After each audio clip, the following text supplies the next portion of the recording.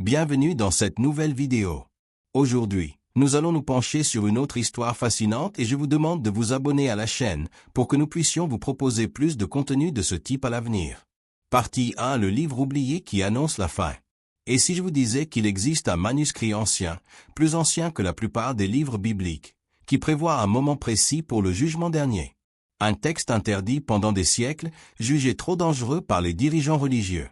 Un document qui parle d'anges déchus, de révélations données par des êtres célestes et d'un temps de destruction. Et si ce temps était maintenant? Ou plutôt, 2025? Ce n'est pas une théorie du complot. C'est ce qui est écrit dans le livre d'Hénoch. Ce nom vous est peut-être familier de façon superficielle. Mais le contenu du livre qui porte ce nom a été caché à la majorité des gens, ignoré par la plupart des églises, interdit par d'anciens conciles. Et savez-vous pourquoi? Parce qu'il en dit trop. Hénoch était l'arrière-grand-père de Noé. Un homme qui, selon la Genèse, marcha avec Dieu et fut enlevé sans connaître la mort. Mais ce que presque personne ne mentionne, c'est qu'avant de disparaître, Hénoch aurait reçu des messages directement du ciel. Il aurait eu des rencontres avec des anges, des visions de l'au-delà et des avertissements sur la corruption de l'humanité. Ce qu'il a écrit a été conservé dans des écrits considérés comme apocryphes, c'est-à-dire des textes qui ne font pas partie de la Bible officielle. Mais pour des peuples comme les Éthiopiens, par exemple, le livre d'Hénoch n'a jamais cessé d'être sacré. Et c'est parmi ces archives qu'est apparue la prophétie oubliée, celle qui hante désormais les chercheurs. Le monde entrerait en jugement après 70 générations. Et c'est là que tout devient encore plus étrange. Les chercheurs, en comptant ces 70 générations, à partir du temps où Hénoch a vécu environ 3000 avenue Jésus-Christ, sont arrivés à un chiffre qui n'est pas aléatoire, l'année 2025. Oui. La somme exacte des cycles indiqués par Hénoch se termine maintenant. Mais qu'a-t-il vu pour être aussi terrifié? Pourquoi ces paroles parlent-elles de feu, de jugement, de destruction et d'entités cachées dans les ténèbres? Le livre d'Hénoch décrit la rébellion d'anges connus sous le nom de veilleurs. Des êtres célestes qui seraient descendus sur terre, tombés amoureux de femmes humaines et engendré une race de géants, les Néphilim. Cette union interdite aurait corrompu la création, apportant chaos, sang et savoir interdit à l'humanité. Selon le texte, ces anges ont enseigné des arts qui ont accéléré le progrès humain, mais à un prix élevé: magie, sorcellerie, guerre, luxure, idolâtrie. Ils ont donné aux humains des outils qui n'étaient pas pour ce temps. Par ordre du Très-Haut, l'archange Uriel fut envoyé à Hénoch pour lui expliquer le destin de ces êtres. Et c'est à ce moment que le livre devient quelque chose de plus grand. Uriel conduit Hénoch à travers des régions inconnues. Il lui montre des abîmes, des chaînes où les veilleurs sont emprisonnés jusqu'au jour du grand jugement. Et il révèle, après la dernière génération, ils seront libérés pour une courte période. Maintenant, arrêtez-vous et réfléchissez. Si ces êtres ont été enchaînés jusqu'au temps de la fin, et si la fin est précisément en 2025, comme le suggère le calcul, sont-ils déjà en train d'être libérés? Des guerres inexplicables, une intelligence artificielle incontrôlée, un climat imprévisible, une culture en déclin, des valeurs détruites, une humanité de plus en plus semblable à celle qu'Hénoch décrivait avant le déluge. Est-ce une coïncidence? Ou sommes-nous en train de répéter exactement le modèle qui a conduit à la destruction? Ce qui intrigue encore plus, c'est que le livre parle de portails dans le ciel, d'étoiles qui tombent, d'un jugement contre les rois de la terre et de la venue d'un juste qui régnera après le chaos. Pour Hénoch, la fin n'est pas la fin. C'est le commencement de quelque chose de nouveau. Mais seulement après beaucoup de souffrances. Beaucoup des symboles qui apparaissent la rappellent les visions de l'Apocalypse, bien qu'ils aient été écrits des siècles avant que Jean soit à Patmos. C'est pourquoi les théologiens se demandent, le livre d'Hénoch a-t-il été exclu parce qu'il montrait trop? Ou indiquait-il un temps que l'humanité n'était pas encore prête à comprendre? Au fil des chapitres, Hénoch mentionne le retour des veilleurs, le réveil des morts, la rétribution divine et la purification de la terre. Un jugement qui ne se passe pas dans le silence, mais avec des signes dans le ciel et sur la terre. Et c'est là le détail le plus effrayant. Ces signes ont déjà commencé à apparaître. Rien que cette année, des scientifiques ont rapporté des sons inexplicables venant du ciel dans différentes parties du monde. Des tremblements dans des régions où il n'y avait jamais eu de secousses sismiques. Des observations de phénomènes célestes sans explication. Une augmentation du nombre de personnes rapportant des rêves prophétiques et des sensations que quelque chose va arriver. Coïncidence? Suggestion? Ou avertissement?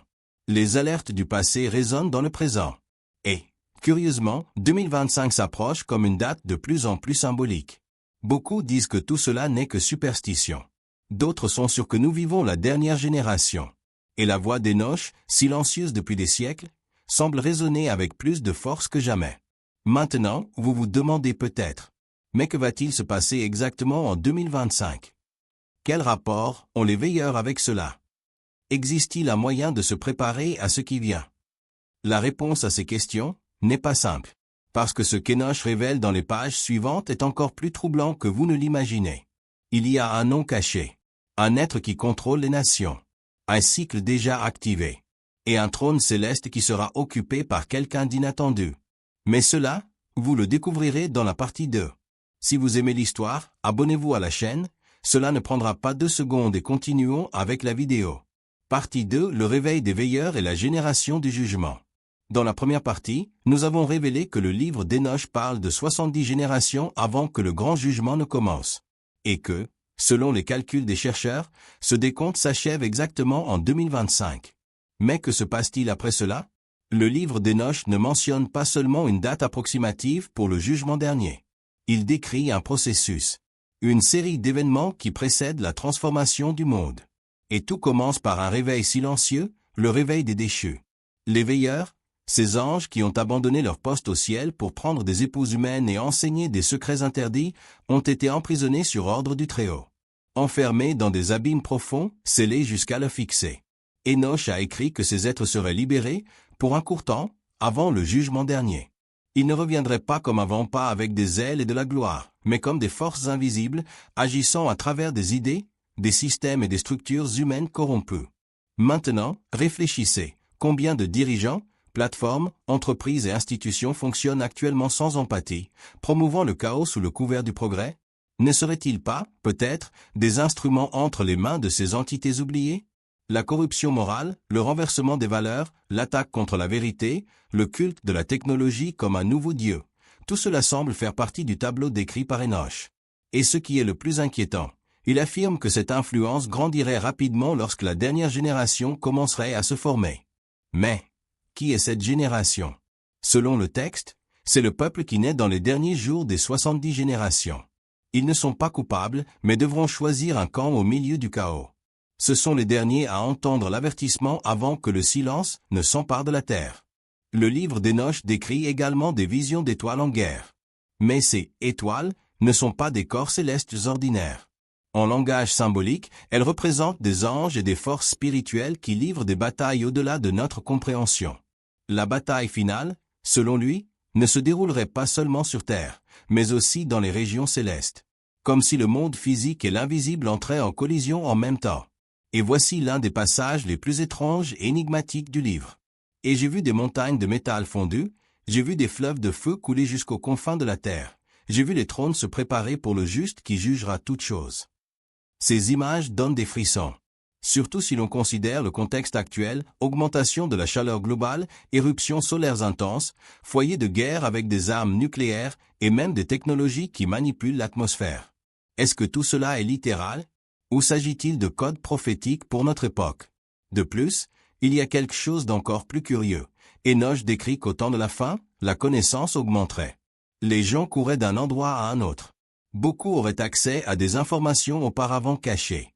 Aujourd'hui, avec Internet, l'intelligence artificielle et les réseaux sociaux, nous vivons la plus grande explosion de données de l'histoire humaine. Il n'a jamais été aussi facile d'apprendre et jamais aussi facile de se perdre. Ce qui était sacré est devenu un mème. Ce qui était prophétique est devenu une blague. La foi est devenue un produit. La vérité a été diluée. Et c'est dans ce contexte qu'apparaît une figure majeure dans le livre d'Enoch, l'élu. Contrairement à d'autres textes apocalyptiques, Enoch présente l'élu comme quelqu'un qui a déjà été intronisé avant la création du monde. Il est appelé fils de l'homme, juste, choisi, et loin. Il ne se contente pas de vaincre les ennemis invisibles, il restaure la terre. Mais cette restauration ne se produit qu'après la chute des empires, la destruction des systèmes injustes et le jugement des dirigeants qui ont corrompu le peuple. Et Enoch ne ménage pas ses mots concernant leur sort. Ils supplieront pour la miséricorde, mais les cieux resteront fermés. Leurs visages seront couverts de honte et ne verront jamais la lumière. Cela explique pourquoi le livre d'Enoch a été tant censuré. Il attaque directement les puissants. Non seulement du monde spirituel, mais aussi les dominateurs de la terre. Ceux qui ont utilisé leur influence pour manipuler, mentir et détruire. À la fin du récit, le monde est divisé en deux, ceux qui s'inclinent devant le juste et ceux qui refusent jusqu'au bout. Il n'y a pas de juste milieu. Il n'y a pas de zone neutre. Mais il y a de l'espoir. Enoch affirme qu'il y aura un reste. Un groupe de personnes qui gardera son intégrité même au milieu du chaos. Ils seront scellés, protégés, et feront partie de la nouvelle création. Cette nouvelle terre ne connaîtra ni douleur, ni mensonge, ni obscurité. Et elle sera gouvernée par la justice. Mais pour que cela arrive, l'ancien monde doit tomber. Et si nous sommes vraiment dans la dernière génération, comme le suggère le livre, tout ce qui a été annoncé est sur le point de se réaliser. Les signes ont déjà été donnés. Les voix ont déjà été entendues. Les structures ont déjà commencé à s'effondrer. Il ne reste maintenant qu'un choix. Fermez-vous les yeux et faites semblant que rien ne se passe? Ou commencez-vous à regarder le ciel et à écouter l'écho de la prophétie oubliée? Parce que les veilleurs se réveillent déjà. Les rouages tournent déjà. Et l'horloge divine ne peut plus être arrêtée. Bientôt, le juste se lèvera. Et quand cela arrivera, il ne restera plus de temps pour le repentir, seulement les conséquences. Mais il y a encore quelque chose de caché. Un secret qu'Enoch a laissé dans ses derniers écrits. Une énigme scellée par des symboles.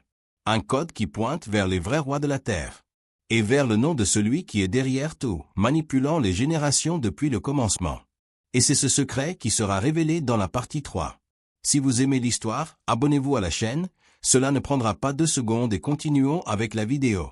Partie 3, le nom interdit, l'énigme finale et le jugement des nations. À la fin de la partie 2, le mystère s'est intensifié. Nous avons parlé du réveil des veilleurs, de l'essor du chaos, de la division entre les scellés et les condamnés, et de l'apparition de l'élu. Mais le livre d'Enoch va plus loin. Dans ces derniers chapitres, il cache quelque chose que peu osent déchiffrer. I know. Une énigme. Une révélation qui, si elle est vraie, change tout. Il n'est pas exagéré de dire que la conclusion de cette ancienne prophétie a été scellée avec des codes traversant le temps. Il ne s'agit pas de simples allégories, mais de messages codés destinés à être compris seulement au moment opportun. Et selon le texte lui-même, ce moment serait la génération finale. Dans le dernier chapitre, Enoch décrit quelque chose qu'il appelle les tables célestes. Elles contiennent l'enregistrement de toutes les actions de l'humanité, des premiers aux derniers jours. Selon lui, ces registres ne peuvent être effacés ni modifiés. Et chacun sera confronté à ses choix le jour fixé. Mais il y a plus. Quelque chose que l'ange Uriel aurait montré à Enoch de façon symbolique. Un nom caché. Un être mystérieux décrit comme le trompeur des rois. Une entité qui se présente comme lumière, mais dont l'essence est ténèbres. Un manipulateur des générations. Un architecte de la tromperie mondiale. Cet être aurait agi depuis les temps anciens. Serait-il le véritable commandant des veilleurs déchus? Le responsable de la diffusion d'idéologies corrompant la justice, la vérité et la spiritualité? Le texte ne révèle pas ce nom directement. Mais Enoch laisse des indices. Dans une vision, il observe une montagne sombre qui s'élève au-dessus des autres. Elle ne produit pas de fruits, ne reflète pas la lumière, et tout ce qui s'en approche pourrit. L'ange dit, c'est la maison de celui dont le nom ne sera pas prononcé parmi les justes. Pour beaucoup, c'est une métaphore. Pour d'autres, c'est une référence claire à une entité spécifique, déjà mentionnée dans d'autres écrits anciens. Dans certaines anciennes traductions du livre d'Enoch, cet être s'appelle Semjaza, chef des anges rebelles.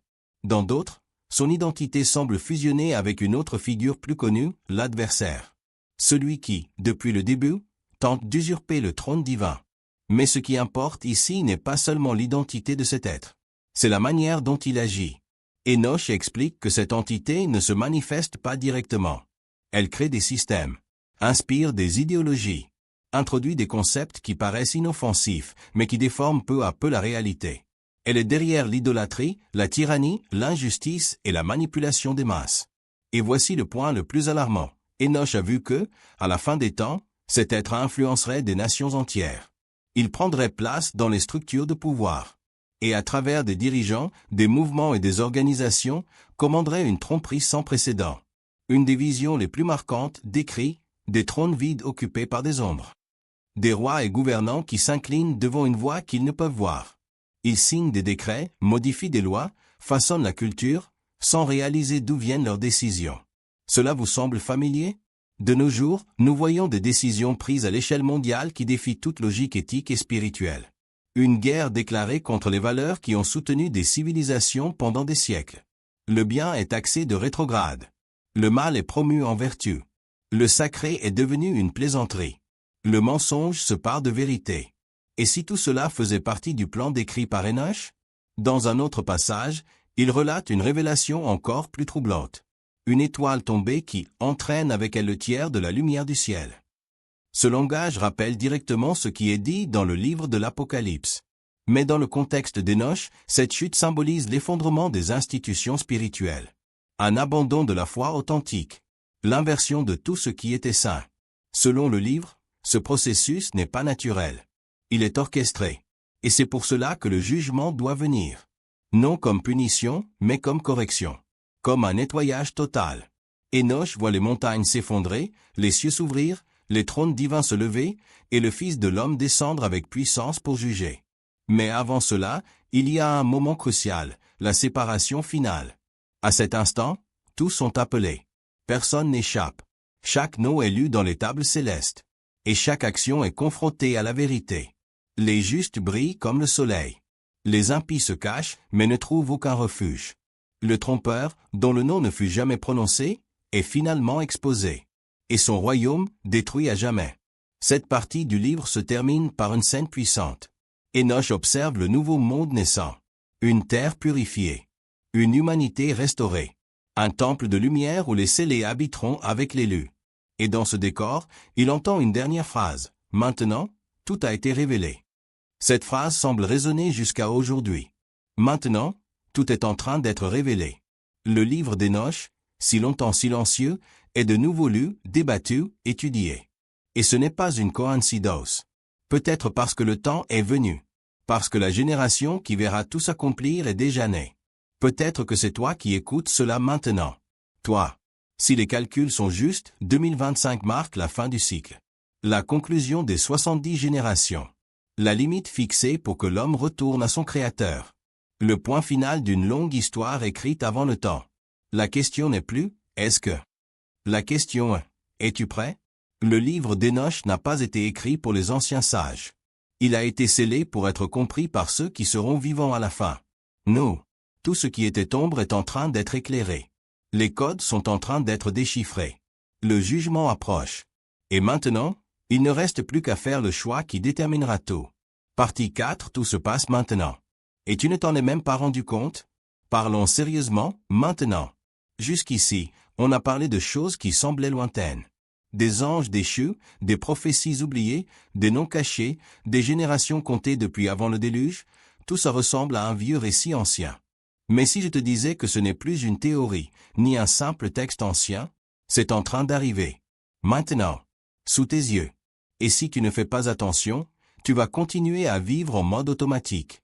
À croire que le monde est en désordre par hasard, que les effondrements sont aléatoires, que le mal progresse juste parce que c'est comme ça. Mais ce n'est pas comme ça. Le livre d'Enoch ne revient pas sur le devant de la scène par hasard. Il a été ignoré pendant des siècles, interdit, réduit au silence. Et maintenant, au moment exact où le monde semble avancer vers quelque chose que personne ne peut expliquer, il réapparaît. Pourquoi? Parce que la génération finale est arrivée. Et peut-être que tu en fais partie. On ne peut plus fuir ce qui est écrit. Enoch a dit que les veilleurs seraient libérés pour un court moment avant le jugement. Qu'il y aurait un effondrement de la vérité. Que les rois de la terre seraient manipulés. Qu'une voix invisible contrôlerait les systèmes. Que le juste viendrait séparer ceux qui ont écouté de ceux qui ont ignoré.